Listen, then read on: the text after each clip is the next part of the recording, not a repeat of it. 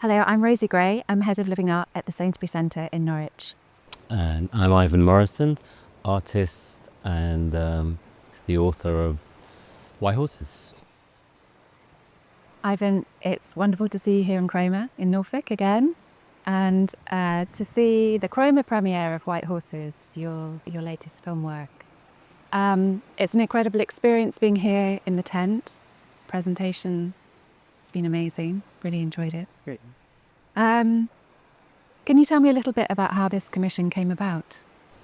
Yeah, so I was asked to think about a piece of work that would celebrate 200th anniversary of the RNLI, that would be a touring project that could go to different locations around the coast, that would tie in with different communities, different stations, and then to go back and be presented in those places, whatever the work was.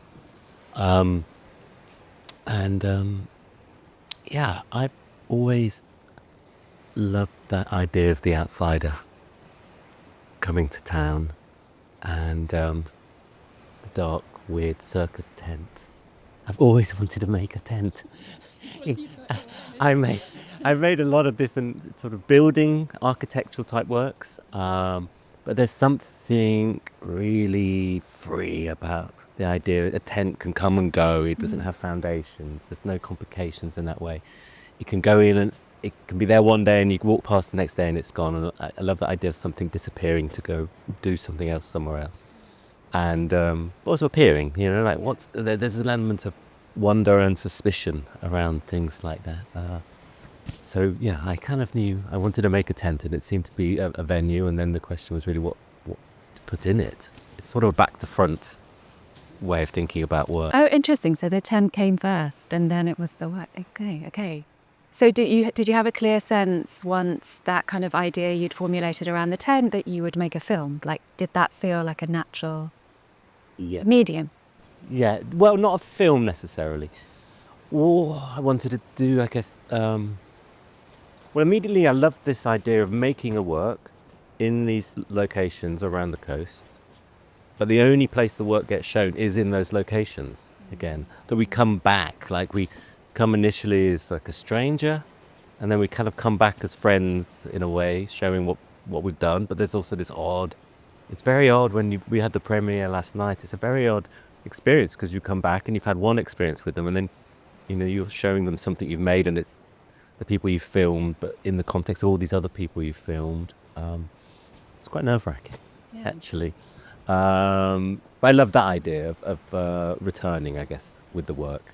So I guess that's a survey, really. I've always liked ideas of surveys, but like not scientific surveys, like terrible artist surveys, completely personal. It really is what I'm looking for. But it's this incredible portrait, really, of people who are from different regions around Britain's coastline. And thinking about that relationship between people and place, and that idea of temporality of the tent structure itself. But actually, the sea is the constant, isn't it? The sea is the kind of relentless in its movement, in its proximity. And what struck me most about the film, I think, was that this idea of movement, that it's constantly in transition. And I think that's something to do with the 16mm, or possibly not. Have you used 16mm before? No, I haven't. I haven't, but I mean, that's kind of the way I work, I think, in terms of, I don't know what's going on with my brain, but I'm just endlessly kind of curious, dissatisfied, or I just want to try new things, really, all the time. So, I've never made a tent. I'd like to make a tent. I want to make a 16mm film. But I have done a lot of analog photography and filmmaking in other mediums as well. So I feel like I was coming to something completely new. And there was early on like a discussion about whether it might be more of like a stills film, like La Jetée. I love that film. Maybe a tiny bit of moving image in it. And I've done works in the past where there's they're medium format slide projectors with sound, It's tape slide, like super old school.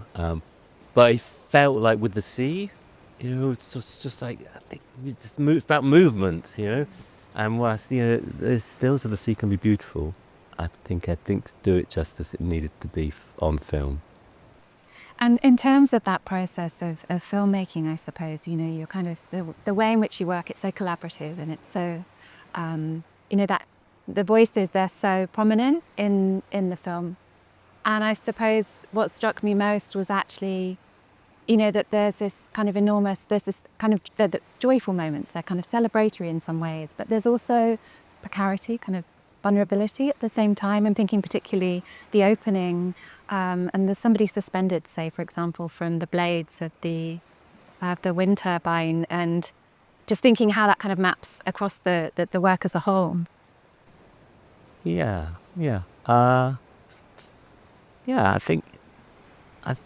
I guess it's just what I found and what I felt. So the way that it's shot, like there's no expectation of what it's going to be.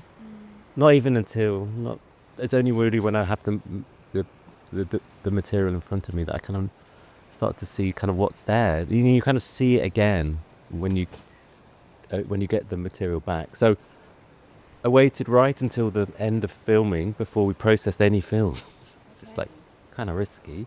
But then it was just, it's like you move into another phase, and then you get all that back, and then you experience it again, and you kind of see that experience again.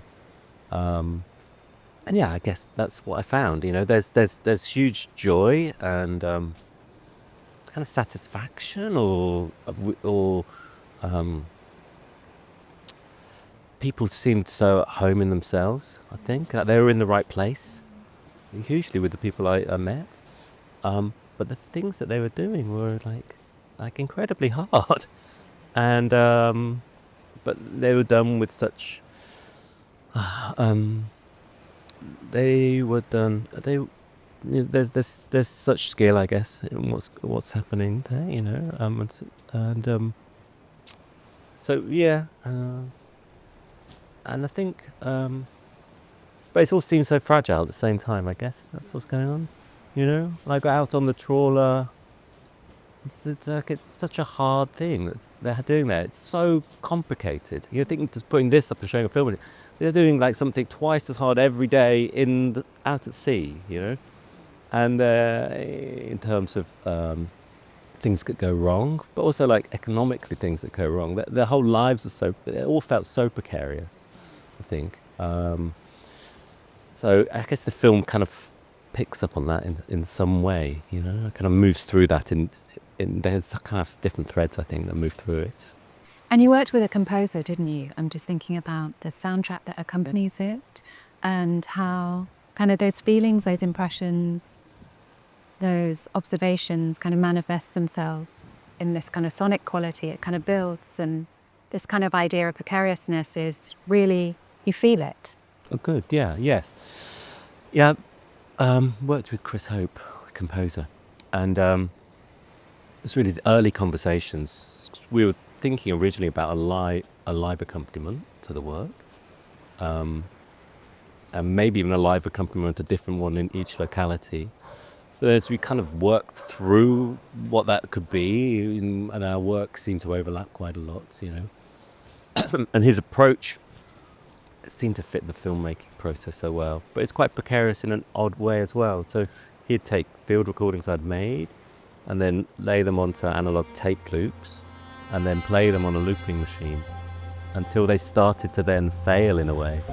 So all that wow, stretchy, falling apart thing is the sounds kind of disintegrating.